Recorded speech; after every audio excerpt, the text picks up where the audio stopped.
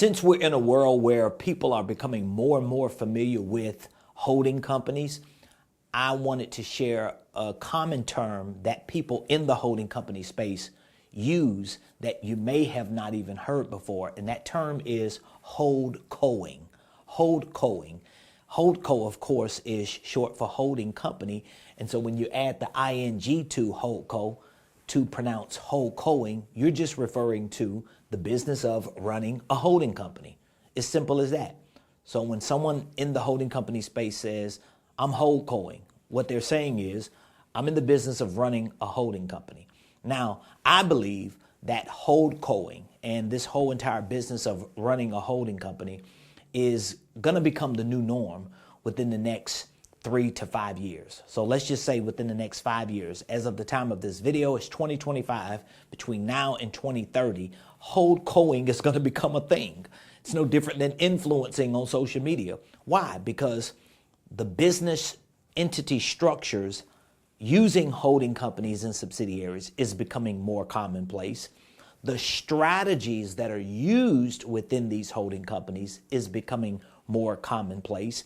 And what we have seen major corporations and private equity firms and hedge funds do for decades now has become more commonplace for the everyday entrepreneur. And so HoldCo.ing has become a thing for many of us, and it is continuing to become a thing. So if you're interested in becoming a HoldCoer or someone who participates in HoldCo.ing, or in other words, the business of running a holding company, it's all about you learning the ins and outs of starting, structuring, and then using strategies to scale your holding company. And just to simplify this whole sophisticated conversation up to this point, let me simplify it by saying this.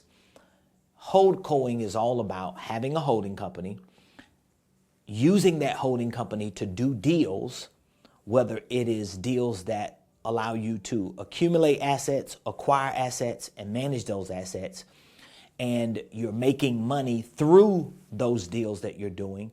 And what makes the HoldCo.ing part important is those deals are built under your holding company. So whether they're built under your holding company through LLCs or just through ownership interests that you have in LLCs, whatever the case is, because you don't have to always directly own these LLCs or own all of the shares of each deal. You can just participate in deals in a way that they generate you revenue, but all that revenue is moving all up to your holding company. You are always managing the holding company. You are running the day-to-day operations of the holding company. You're never managing the operations of the businesses that you are invested in or that you've done deals with.